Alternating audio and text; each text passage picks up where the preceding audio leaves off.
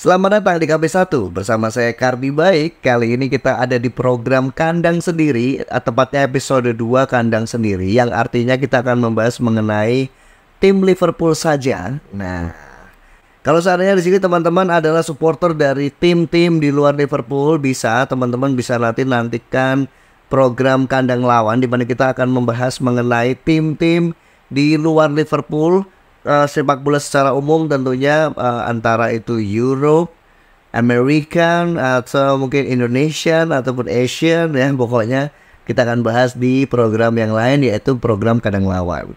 Masuk ke episode 2 kali ini, judulnya adalah Liverpool. Mari kita optimis tapi juga realistis ya. Melihat performa Liverpool di pertandingan pertama menghadapi Chelsea, tentunya kita sebagai supporter Liverpool akan sangat untung kita bisa pulang membawa 1 poin. Tidak kalah ya, karena 2 gol, satu dari Salah, satu dari Chilwell pun dianulir ya sama wasit karena dianggap offside. Namun seperti yang sudah kita bahas di episode sebelumnya, saya memprediksi bahwa Liverpool akan menang di sana. Satu sisi secara subjektif karena memang itu harapan saya sebagai supporter Liverpool, tapi secara objektif kita bisa melihat bahwa prediksi yang sudah kita sampaikan sebelumnya ternyata memang mendekati. Seperti apa? Seperti sebelumnya kita sudah review tentang kita sudah memprediksi bahwa Chelsea ini hanya akan mengandalkan New Drogba-nya, atau kemarin ada Nicholas Jackson yang memang sebenarnya cukup potensial ya. Namun kemarin beruntung sekali Liverpool bertemu dengan Nicholas Jackson yang masih belum matang, sehingga kita cukup aman dan hanya kebobolan 1. Itu pun seperti yang sudah diprediksi bahwa Chelsea pun menjebol gawang Liverpool pun dengan pemain bertahan mereka yang baru juga, namanya Disasi. Ya, dan itu pun melalui bola mati. Sementara di situ terlihat sekali bahwa koordinasi pertahanan kita perlu banyak perbaikan. Seperti apa perbaikannya, dan sebenarnya bagaimana sih pertahanan Liverpool kemarin? Sebenarnya teman-teman supporter Liverpool semuanya, kalau kita perhatikan Liverpool bermain cukup solid sebenarnya di lini belakang, khususnya 4 back ya. Ada Van Dijk dan juga Konate dan juga Robertson, ini bermain cukup solid sebenarnya, cukup baik. Namun terlihat sekali terus diserang, ini memang membuat mereka kewalahan. Apalagi satu posisi di bek kanan ini yang menjadi abu-abu jadinya. Ketika Arnold berada di kanan, Chilwell cukup mendapatkan pengawalan walaupun sering sekali dia lolos. Apalagi ketika Arnold berada di tengah, Chilwell begitu seringnya mendapatkan bola dan bahkan dia berhasil cetak gol walaupun dianulir. Ini membuktikan bahwa sebenarnya hybrid formation dari Liverpool ini perlu sekali ditinjau lagi oleh Klopp ya, khususnya ya, bahwa Arnold ini butuh seseorang untuk bisa mengcover dia. Ketika kita mengandalkan Konate yang bisa sedikit melebar ke kanan, maka di tengah akan sangat berlubang. Apalagi Van Dijk, kita tahu walaupun dia adalah back kelas dunia, tapi bagaimanapun juga ketika dia disuruh bekerja sendiri juga akan sangat kewalahan. Apalagi yang sudah banyak sekali dibahas dimanapun medianya, dan bahkan padet-padet juga sudah membahas bahwa Liverpool sangat butuh gelandang nomor 6, gelandang DMF, gelandang yang bisa memiliki ball winning yang tinggi gitu, seperti Fabinho ataupun Jordan Henderson juga bisa bermain di posisi itu, dan mereka sudah pergi.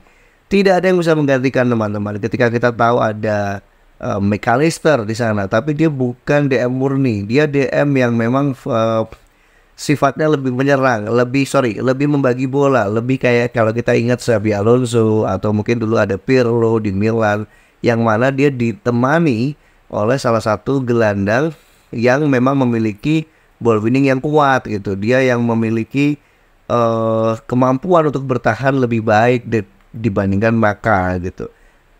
Maka dari itu ya, McAllister kasihan kemarin ya. Kita bermain dengan 3 gelandang di mana satu DM-nya adalah McAllister, dan dia sangat kesulitan sekali menghadapi Chelsea yang memang bermain dengan 4 gelandang dan benar-benar terlihat seperti kotak di tengah. Chelsea mencoba menyulitkan gelandang kita ketika mereka menguasai bola, dan itu sangat terlihat sekali ketika McAllister kesulitan menghadapi serangan-serangan yang memang saat itu Chelsea menggunakan Sterling dan juga adanya Chukwuemeka ya, agak susah ya. Oke,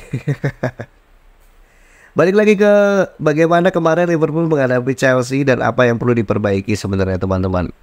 Pasti di lini kita tidak usah bahas lini depan dulu karena memang seperti yang kita lihat kemarin Liverpool menurunkan hampir formasi yang memang ini sangat attacking formation gitu, karena kita tahu Gakpo yang biasanya bermain sebagai nomor 10 dan juga nomor 9 kemarin dimainkan di nomor 8 bersama dengan Szoboszlai, dan ini sangat menyerang. Bahkan sebenarnya McAllister idealnya ya kalau menurut saya dia harusnya main di nomor 8 aja, dan kita butuh memang DM baru. Itulah kenapa Caicedo tuh begitu diinginkan Klopp sebenarnya, tapi sayang sekali kayaknya dia lebih memilih Chelsea. Bahkan Lavia pun isunya lebih memilih ke Chelsea. Maka Chelsea akan punya 2 pivot baru, dan ini gila sih. Lalu pertanyaannya, siapa yang akan menjadi pivot, dan apakah memang kita harus beli pivot?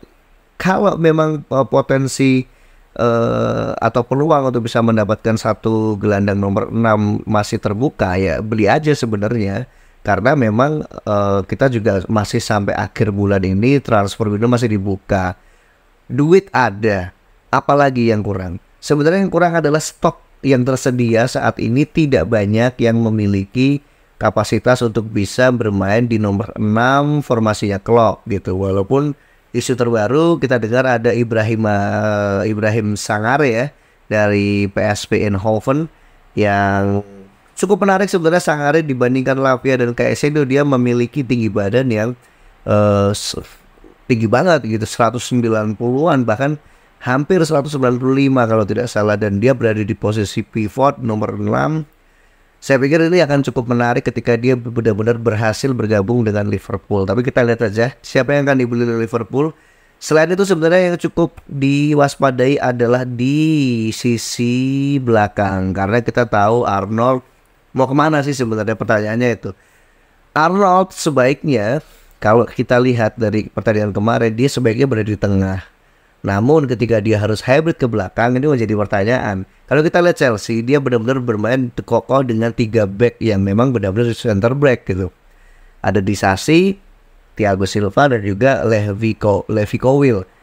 Levi Colwill ini adalah back sentral dengan kaki terkuatnya adalah kaki kiri. Jadi memang benar-benar sangat nikmat sekali ketika bermain dengan 3 back, yang sebelah kanan kaki kanan, yang sebelah kiri kaki kiri. Makanya kemarin Colwill sangat bagus ketika harus menutup serangan-serangan dari sayap kanannya Liverpool gitu, yang mana Salah, walaupun Colwill anak muda masih sulit sekali menghadapi Salah, namun kemarin cukup lah ya.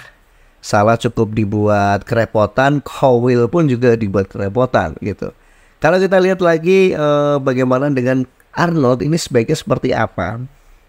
Atau ketika kita tidak bisa membeli pemain di posisi nomor 6, bagaimana sebenarnya? Atau apa yang harus kita lakukan?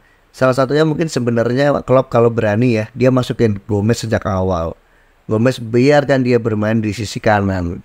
Bahkan dari awal bermain saja dengan formasi 3-4-3 gitu. Sorry, maksudnya 3-4-3, 3-nya striker, atau 3-2-2-3 yang memang strategi menyerangnya dia, sehingga Arnold akan menemani Maka, atau Arnold bisa ditemani oleh Curtis Jones, sehingga McAllister dan juga Szoboszlai ini bisa biarkan dia fokus menyerang, sementara Gakpo bisa dimainkan di posisi striker lagi untuk menjadi opsi antara Jota ataupun Nunes gitu.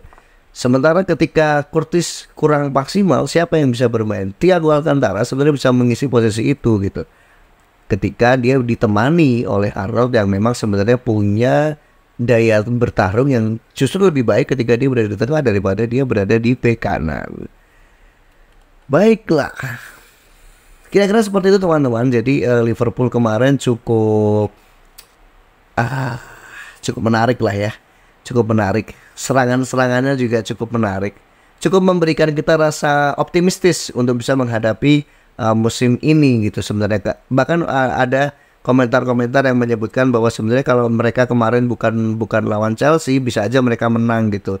Nah, kita akan buktikan di pertandingan berikutnya, karena kita sudah akan bermain di kandang di Anfield ya, yang memiliki tribun tambahan yang baru dan juga tentunya menghadapi tim yang secara data harusnya kita bisa menang, yaitu Bournemouth. Kita akan menghadapi Bournemouth di Anfield di 19 Agustus 2023 di jam 9 WIB. Teman-teman bisa saksikan nanti seperti apa pertandingannya. Kita akan bahas lebih dalam tentang pertandingan menghadapi Bournemouth di next episode tentunya. Masih di channelnya KB1 di program Kandang Sendiri. Nah, terima kasih buat teman-teman yang sudah menonton channel KB1. Jangan lupa like, share, komen, dan juga subscribe channel ini. Semoga channel ini bisa terus ada dan memberikan semangat buat kita sesama supporter Liverpool ya. Bagaimana kita menghadapi situasi ini teman-teman ya. Situasi yang maka kita harus tahu bahwa ada yang namanya realistis gitu ya. Kita memang butuh optimis. Tapi jangan lupakan yang namanya realistis. Kalau memang kita tidak bisa bersaing, ya sudah, jangan dipaksakan. Kita coba lagi tahun depan ya. Tapi ini masih awal, ini masih pekan pertama, apapun masih bisa terjadi, bola itu bundar, jadi tetap harus optimis walaupun jangan lupa juga realistis. Dan juga jangan lupa nyalain loncengnya karena KB1 tentunya akan hadir tidak hanya akan membahas Liverpool, tapi juga kita akan membahas sepak bola dunia dari tim-tim lainnya. Oke, thank you, saya Karni Baik pamit. Salam KB1.